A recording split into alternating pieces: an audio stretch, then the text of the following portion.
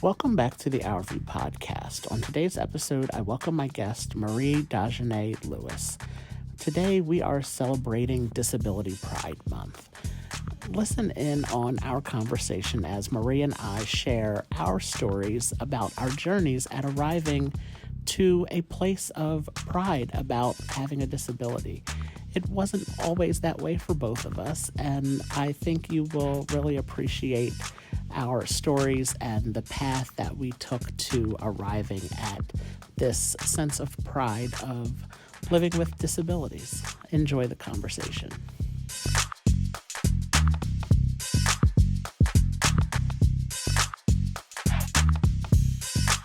I would like to welcome everyone back to another episode of the OurView Podcast, where we aim to educate, raise awareness, and change the tone of conversation about disabilities. I am here with my guest today, Marie Dagenais-Lewis, and I am very happy that you are joining us today to share your story with everyone. So, Marie, thank you for joining me today. Hi, thanks for having me. I'm honored. Yeah, so can you tell us a little bit about yourself? Who is Marie? I always like to ask people to share one fun thing that they like to do or one fun fact about themselves. Yeah, so I guess Marie is basically a very pridefully disabled art activist. One thing that people might not know about me is that my prior career was in broadcasting. And so I've directed thousands of television shows. I have a VAB award. And so I really became an art activist because I lost my career to ableism. And so I became this content creator, artist, and advocate and community organizer just centered with disability pride and sharing my personal experience, as well as just trying to collaborate and help really raise awareness and perspectives with disability pride and the disabled experience in general. Wow, that's so cool. I remember in your introduction in your email that you sent me, you talked about your broadcasting. I was like, wow, that's so awesome. That's so cool. I just, I'm fascinated with, TV and how they put things together and all of that. So I was really cool. I thought it was really cool to see that. So you explained that you are pridefully disabled advocate. So can you share with us what your diagnosis is, what it means, and how it impacts your life? Yeah, so I was born with this rare disorder called multiple hereditary exostosis. And it has multiple names. It also is hereditary multiple exostosis, multiple osteochondromatitis. Like there's multiple acronyms for the same diagnosis. And basically, it's a genetic defect that happens in a key protein enzyme called heparin sulfate. And it's heparin with AN, not IN. There's a difference. There's so many proteins. And because of that genetic defect, I have multiple bone tumors scattered throughout my body, as well as systemic symptoms that cause a lot more diagnoses. Like I live with Ehlers-Danlos syndrome, hemiplegic migraine disorder, fibromyalgia, myalgic encephalomyelitis, arthritis, and then PTSD from living disabled in an ableist society. And so really like my whole life, I've been disabled. But when I was a child, I was really ashamed of that. And it was my dirty little secret. And so not only did I have to deal with the physical aspects of being physically disabled as a child, I put a lot more strain on myself because I wouldn't admit I was disabled. It was my dirty little secret. It was like the elephant in the room. And then like I hated myself for that too. And like it's like you experience so much because you don't like yourself because of this one thing you can't control about yourself. And so it's like not only did I have these physical things that my disability caused me, but it also caused me irreparable trauma that like that's why I'm doing my advocacy work now, because it's like there's no time machine for me to go back and tell Marie, who's a little girl who feels like the gross girl with tumors, that her tumors aren't disgusting. there's no time for me to do that, but there's time for me to make sure the little kids today who have bumpy bones feel comfortable with their bumpy bones. And it's like, it's so much more than bumpy bones too, though, which is what I'm learning. And so it's like, I find it's really essential that kids know that, because it's blowing my mind to know that all of these things that I thought were normal as a child weren't normal. Like, blows my mind. Like, I didn't know that other people can't go over 8 hours without using the bathroom. I thought that was normal. And then everyone's looking at me like, what? And I'm like, oh, so I guess that's something that not everyone does. And then that's just like, it's an avalanche of everything. Like, so wait, that's not normal either. And then, like, when you do your own advocacy and patient research and everything, you start to learn, and it's just, it's life-changing stuff, because knowledge is power. And so you're not just suffering in the dark, but you know why you're suffering at least. And like, it's just empowering to me. I don't know. So like, my experience was transformed once I admitted I was disabled. I accepted I was disabled, and it was just Marie, who is disabled, in all of their disabled glory type of deal, instead of that double life where it's like I had to mask my disabled life. So I go to all my doctors in the morning, and then I put on that makeup, I like put on that mask and work an 8-hour day, and then deal with the consequences. It's like, that's not my life anymore, which is really relieving. Thankfully, I'm very privileged and lucky to be able to say that. And because I can do that, it's like, I feel really, really like, it's like a personal mission that I have to be able to share my perspective and like educate people on the disabled experience, so it can make life easier for other disabled souls who still have to live that double life. I love what you said, that you how you want to make other children now not have the same experience that you had when you were younger, where you were hiding and you know, feeling embarrassed or ashamed of your diagnosis. So it's like you said, you can't go back and change that for yourself, but you can now use your life currently to change that for the current generation and of future generation of children to come.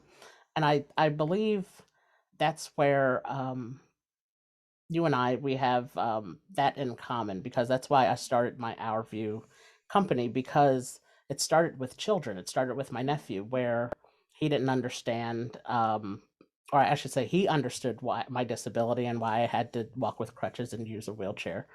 He didn't get it that everybody else didn't understand.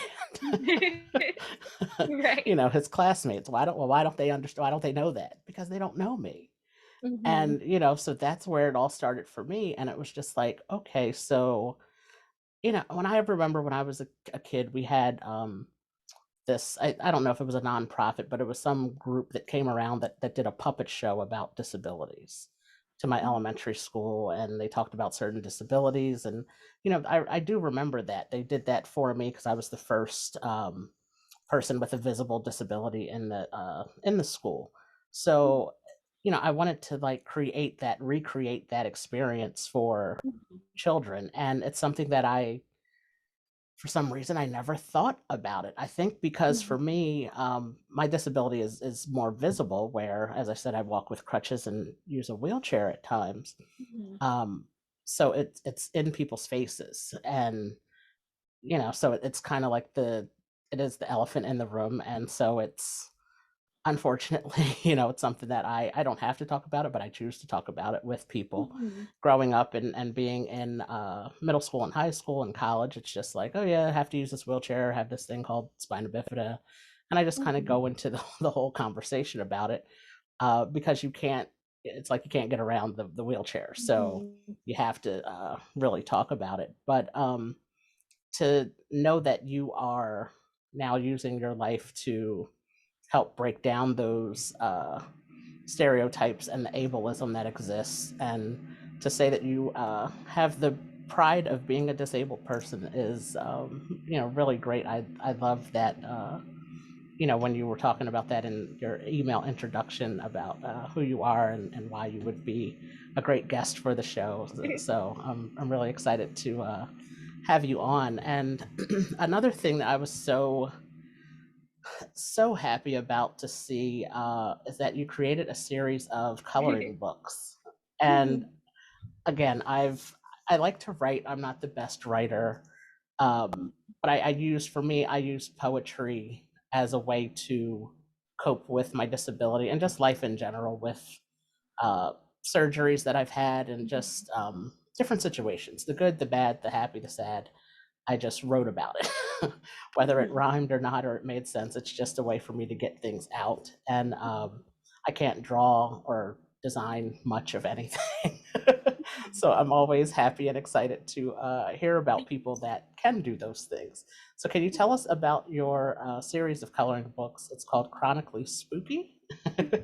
Yeah. Yeah. So it's so funny that like you're saying all of this, how like you can't draw on anything, because I swear to God, if it was two years ago, yeah, 2 years ago, and you showed me my books, I would have like literally thought you were messing with me if you told me I hand drew that, because I never drew. I wasn't someone who was able to, because my disabilities made art a lot harder for me. The Mhm. time it took to clean up, the time it took to really get started, and then on top of that, I'm neurodiverse, and so I have this really bad perfectionist trait to Ah, where if I don't think I can do something good enough, I am terrified of doing it and I won't do it. And so I'm really working on that. And yeah. my life really changed when I found digital art, because, like, don't get me wrong, my mom reminded me I was always a crafty kid. She's like, "You were making jewelry and selling it when you were in middle school." And I'm like, "Oh, was I? I don't remember. It's been a long life." And it's like, but digital art, it was amazing because I finally treated myself to an iPad. I got the most cheapest thing I could find, 32 gigabyte, whatever. All I wanted was Procreate. Procreate was the best 1099 I've ever spent in my life, because it opened the world of art to me. Like, as a migraine warrior, I can't really be in the light that much. My vision gets double vision when I'm in auras. And so when you're a Mm. perfectionist that really relies on details and there's no undo button, it didn't work. So it's like, once I got that undo button and I got the capabilities to zoom in with Procreate, and then I was able to like find brushes that recreated these traditional mediums.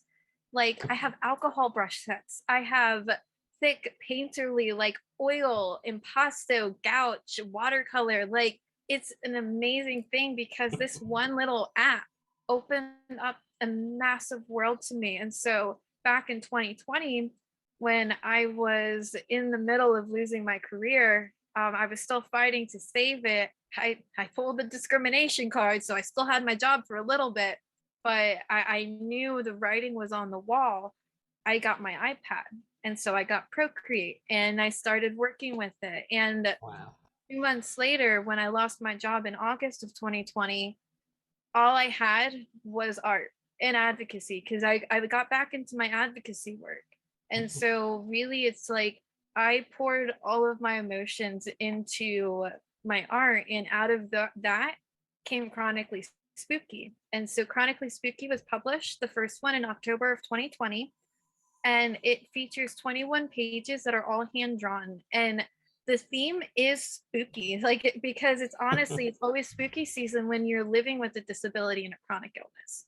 Wow. From the symptoms that come out of nowhere, from not knowing whether or not you're going to have an attack after something, from the society and all of the barriers and the oppression that we have to live with just for having a medical diagnosis. It's like, it's always spooky season. That's why I love Halloween. It makes it okay. But it's like, so with that, it's like, it's not only just a coloring book, it's like a massive statement, because it's so symbolic in so many ways. Like, it's always spooky season, but then the art itself within it, it's inspired by different themes related to disabled pride, disabled life, our culture, because disabled culture is completely different from other culture. And it's something that it's like, it celebrates it. And I wanted to make art for somebody because art's my distraction. Once I got that digital art, like, I don't think I would have been able to make it through my self-determination. I really don't think I would have, but I had art. And so I was able to really focus and pour myself into something. And not everyone has access to art like that. Not everyone is creative, but people like to color. Coloring gives people a form of art that can be accessible to them. And so with Amazon KDP, I was able to self-publish my books. And I wanted to make sure that I kept the price point to very low and accessible because, again, if you're dealing with a lot of chronic illnesses and you need a distraction, chances are you're not going to be able to afford the fancy self-care that the Ableist Society always talks about. Like it's really hard to go like justify buying an $8 coffee when you can't even afford your medication, when you can't even like afford your food. It's like it's really hard, but it's like, to me, I could justify buying myself a coloring book for $5.99 that will help me feel not only safer, but I want people to feel validated, because life with a chronic illness, with a disability, with a rare disease, with a mental illness, it's hard. We're told we're not experiencing what we're experiencing. We're told to just get over it. We're told that it's in our heads. And it's like the first Chronically Spooky book was all made to fight that. And so then after that, I made Chronically Spooky 2, which really, it dives deeper into disabled pride and acceptance and culture. And that features 33 pages that are hand drawn. And what makes it more than a coloring book too is it's not just coloring pages. On the back of every page, you have an image description of that art. And also there's like a little quote, statement, message that relates with the art too. So it's like more than just a coloring page. You have that validation, you have that distraction, and you also have something that when you're done, you see where your time went. It's not like you were just sitting for hours. It's like there's a beautiful painting that reminds you that you are strong and that you can do this. Or it's like the phoenix that is rising from the flames. It's like that's what helps me. And so I really wanted to give something to someone that could really feel like that. And like also to like what I also do is like, I'm the spooky artist, bones and everything. All my bones are bumpy. I make sure that there's the artistic representation of bumpy bones, because when I was growing up, it was never there. All the bones were smooth. And I know my rare disease is rare. Many people in my town aren't going to want bumpy bones. It's not for them. It's for that little kid. It's for that person who has the bumpy bones and feels so alien to everyone because no one else in their family has the bumpy bones. But they have a shirt, they have a coloring book, they have a sticker, they have something that makes it normalized. Yeah. And that's what it's all about.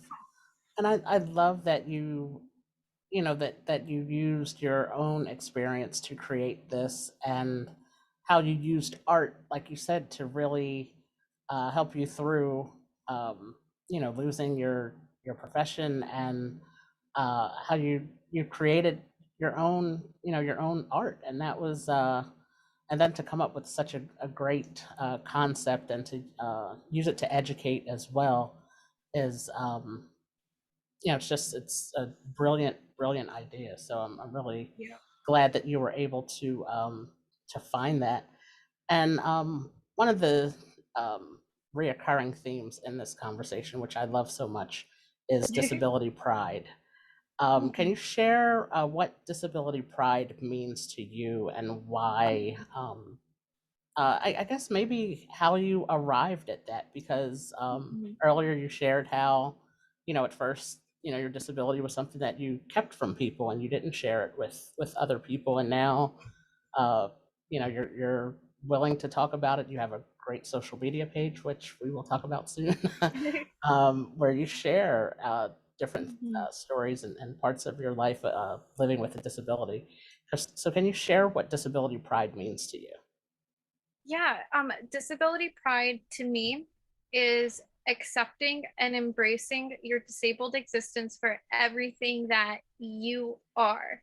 And that mean it doesn't have to mean you're loving your pain. It doesn't have to mean you love what your existence is, because who loves being in constant pain all the time? It's understandable. Like, our physical conditions do give us a lot of obstacles, but disability pride means that we accept that, and we try to make sure that we are doing things in our life that makes it a little bit easier, because while our bodies can't really be controlled, we can make sure our environments are more accessible.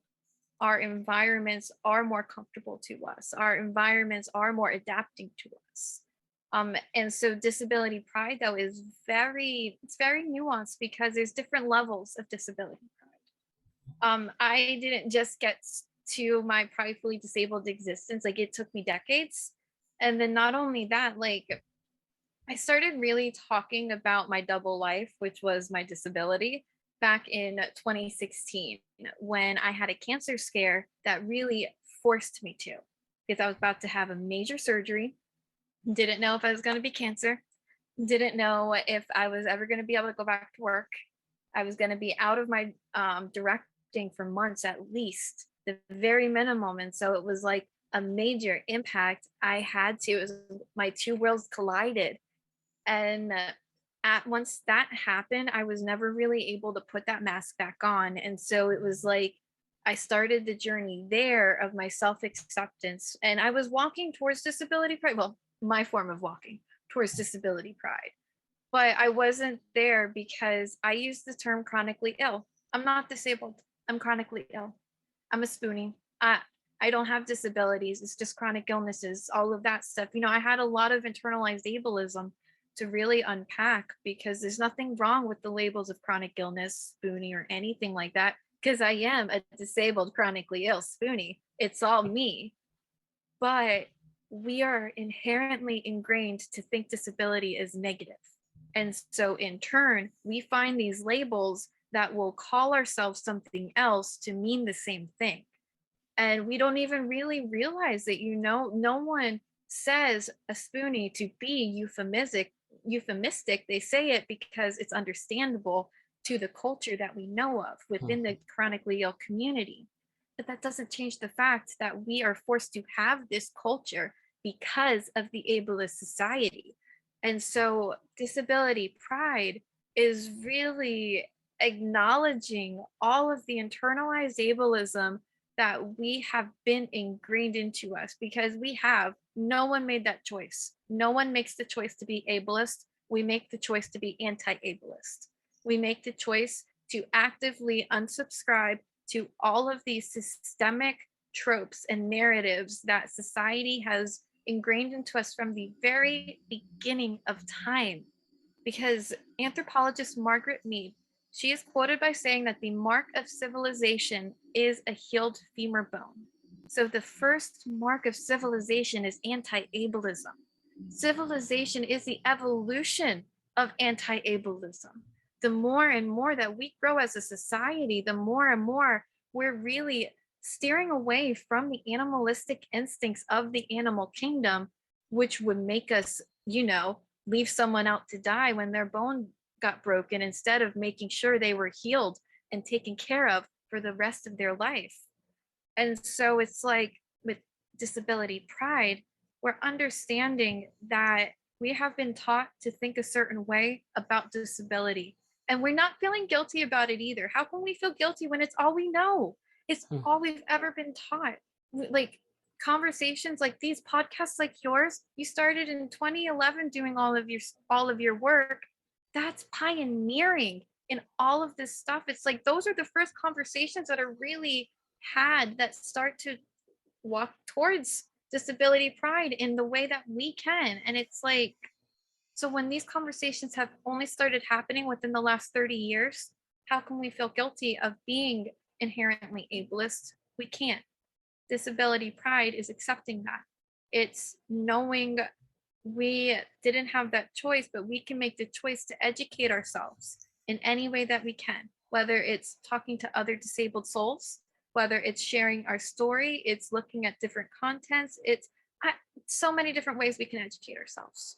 And Yes. it's actively doing that. And disability pride so misunderstood because of the ableist society, because disability pride is the strongest weapon that we have to dismantle the ableist society. It threatens the ableist society. So it doesn't want us to know the power that we can find in disability pride. So it's always going to twist that narrative around it. It's always going to gaslight, project, do all of that stuff. So we think disability pride should be feared. It should be mocked. It should be minimized. Like, I can't tell you the amount of disabled people that have told me I shouldn't have disability pride. Okay, well, you're telling me to hate myself then because I have a disability. And that's not going to fly. Like, that's what we have to start really thinking in terms like that so we can start to understand and unpack and really change what we see disability pride as, because it's definitely not a monolith. It's Right. definitely not just one thing. And because the disabled community is so diverse and every single experience is different, that's going to be how multifaceted disability pride is. So, Yes, it will like, mean something different to every mhm, individual, and it's like a scale or a spectrum, I guess you could say, where mhm, it's, it means something different to everybody. And mhm, as you said, you yourself, you said you had chronic illnesses or you're chronically ill, and shying away from the word disabled and disability, where and Tiffany, I brought this up in a couple of her other mhm, conversations. She created the shirt that disability is not a bad word. And mhm, it's so true because mhm, as you said, though, it's been that way. We were brought mhm, up that way to believe that it was a bad thing. And even just um again, like, I one of my missions is to change the tone of conversation about disabilities because mhm, of the way that people focus on uh what people can't do when they have a disability. mhm, um so that's what I'm really wanting to stress and focus on in these conversations I have on the podcast, is that yes, we have disabilities, yes, we're disabled, but like you yourself, you have published 2 coloring books mhm, and you've done so many other things, and with your broadcasting career, you've done directing and all of these other things that you have done while living a disabled life as a disabled person.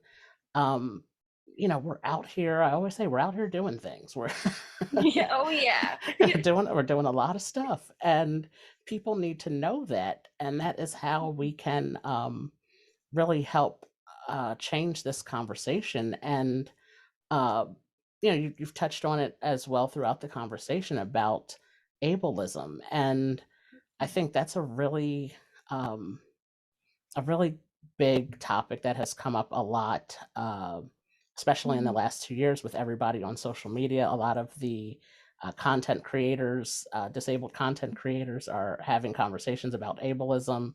Again, Tiffany, mhm, she has this "Do you want to be less ableist?" and or mhm, anti-ableist, and she posts these reels on Instagram talking about it. And I think it's a great conversation to have. Can you share with us mhm. what that means to you, to live an anti-ableist lifestyle?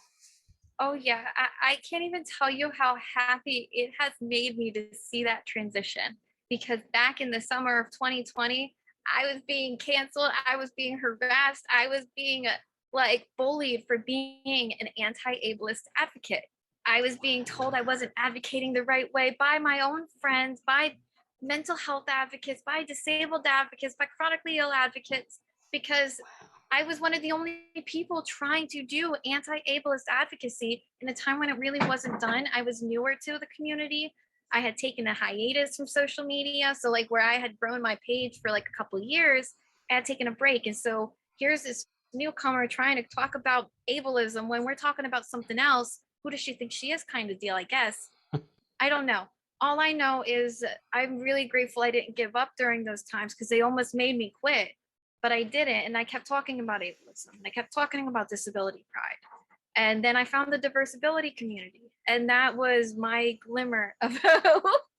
because it was an environment where it was like, okay, here's a bunch of other advocates who they see a bigger picture too. They start to see that, but it's like they see that we have a lot to offer with our disabled excellence, and there's some conversations that aren't being had that we can start to have.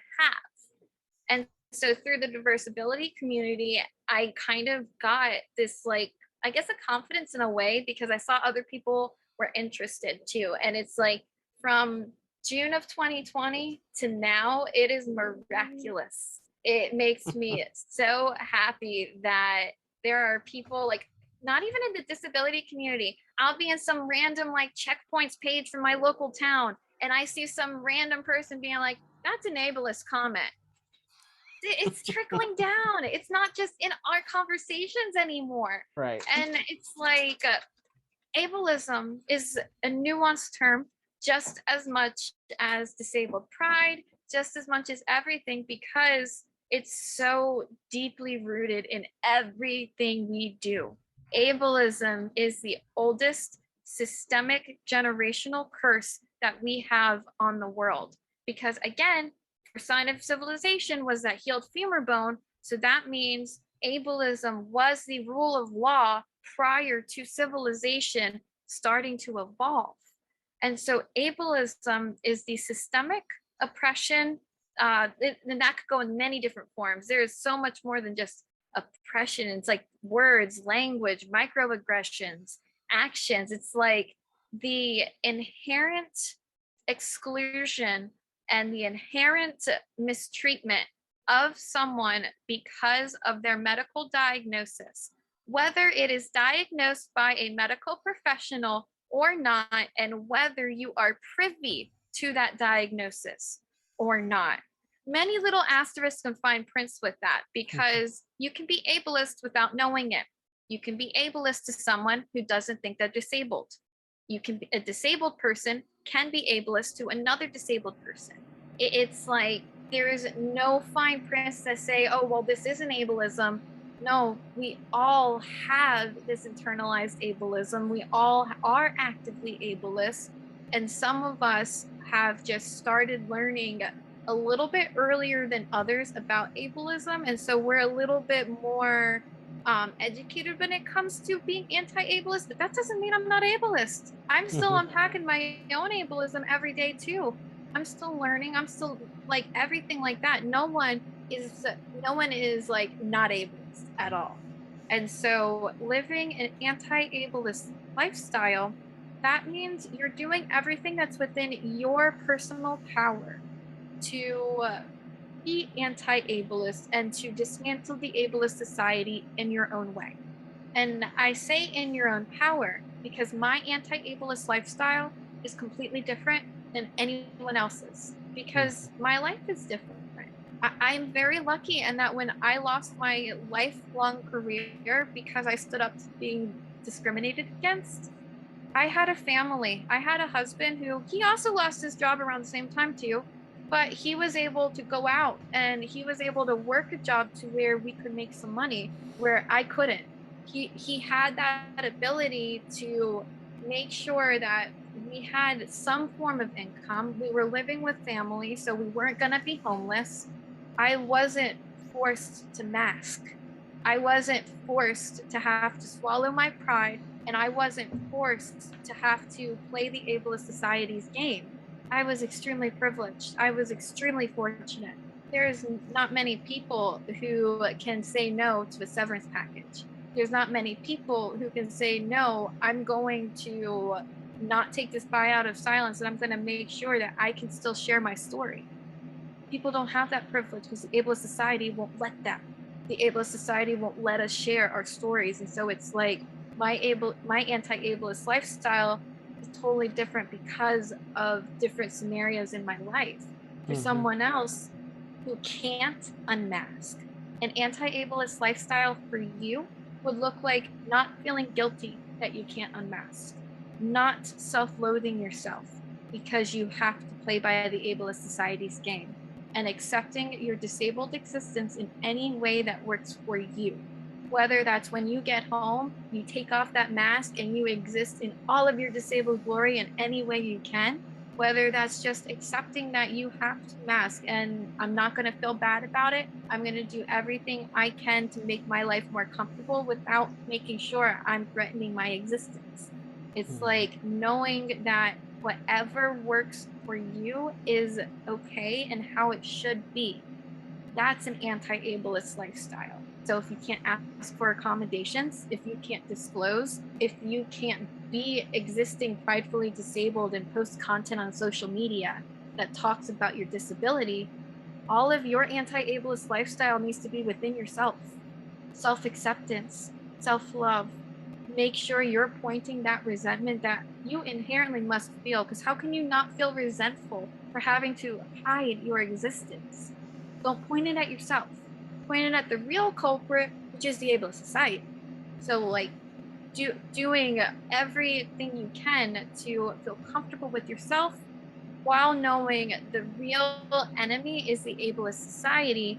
And if you can, educate yourself, if you can, in little conversations, be like, well, actually, this is what ableism is. You're not exposing this, you're not disclosing your disability. You're just educating on a system. You're just contributing to conversations. It's a Mhm. great way too to be anti-ableist. There's so many different little ways that you don't have to be like the creators in social media. Right. You never have to disclose if it's going to threaten your life. It's going to threaten your livelihood. If it's going to threaten your income. I really feel bad sometimes when people do feel pressured from my content because they feel like I'm talking to them as if they need to disclose because I disclose. No, no, that's never how it is. All of us content creators, at least I'm speaking from my own perspective. Mhm. When I share content, it's my thoughts and how I'm able to live. And I feel like it's imperative that I share these thoughts because I'm able to do that. So someone who can't do that will still have someone advocating against the stuff that really impacts them. Like, Right. because I'm able to disclose, I need to talk about it on social media. But I don't expect you to disclose because I talk about it on social media. I honestly expect you please not to feel guilty that you can't disclose. And so really the anti-ableist lifestyles, it multifaceted, just like Right. everything with disability. And I think that is the important thing. It's an individual thing. It's how you personally choose to approach it may be different than how I choose to approach it. May be different than the next person.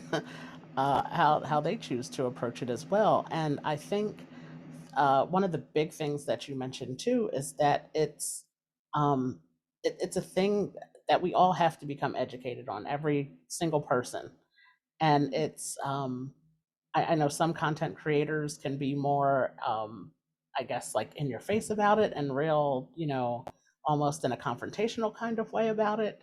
And that works for them. I follow some of the pages and it's just like, yes, like it needed to be said in that way for that specific person because of their experience and how they, how they're dealing with what they went through, and it's just a learning experience for all of us. So it's just I think it's a be kind to yourself type of situation where it's like whether you have a disability or not, ableism is something we're all learning about. It's something fairly new that's being discussed more often now.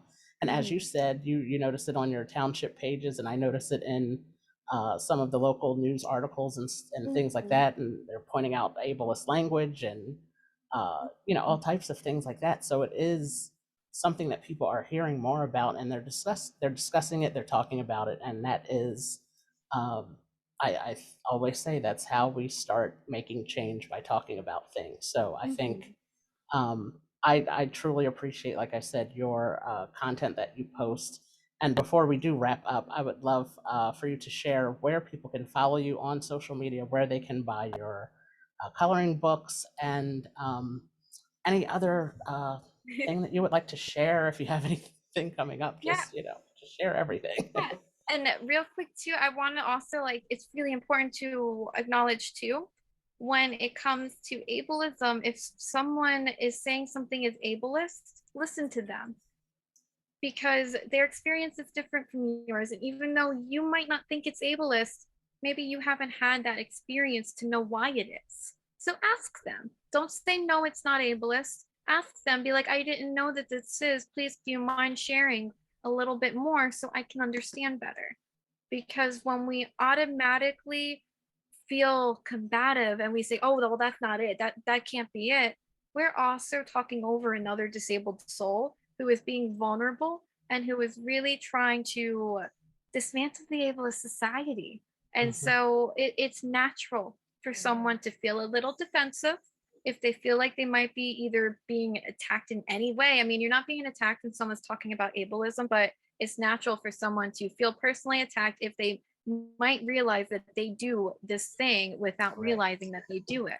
It's a natural response, but try to control that natural response, because when you do that natural response, you're not being, it's not being conducive to what we really want, which is a multi-diverse perspectives from every which way, like, because ableism is so depth and multi-rooted.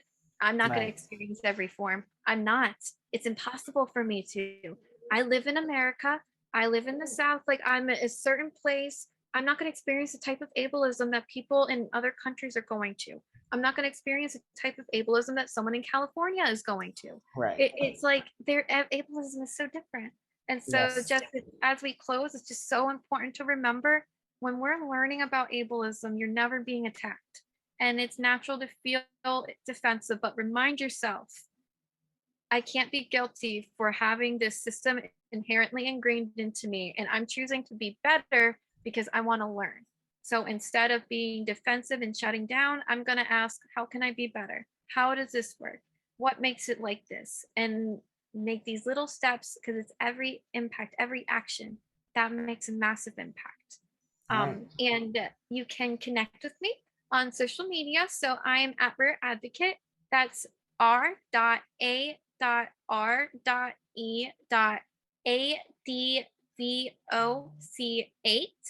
And that's my handle for most platforms. Twitter is underscores, but I don't use Twitter that much. You'll find me on TikTok and Instagram more. And you can get my Chronically Spooky series books. There's Chronically Spooky 1 and 2. They're both on Amazon. And you can also find that link on my Instagram, along with my Rare by Marie DL threadless store.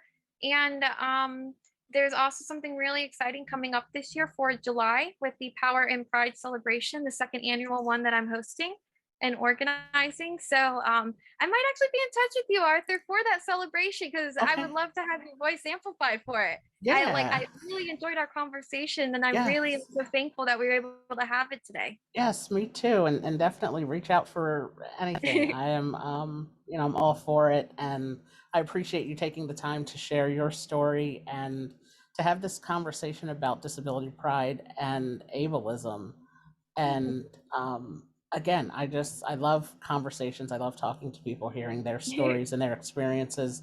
And I really think that, we're doing our part. We're making a difference. We're out there on social media and, just doing our part and connecting with other people in this way. And, I think it will be very helpful to others who are disabled and those who are wanting to be allies of the disabled community. So, Marie, I thank you so much for this conversation, and I look forward to working with you in the future. Yeah, of course. Thank you so much. I hope you have a good one. Oh, thank you, and you too. Thank you for listening to this episode of the OurView Podcast. This is the last episode of Season 4. We will be back with all new episodes in September. I thank you so much for all of your support. If you missed any of the episodes from this season or any previous season, be sure to catch up with them on our YouTube channel and also through Spotify and Apple Podcast. I thank you for listening and enjoy your summer.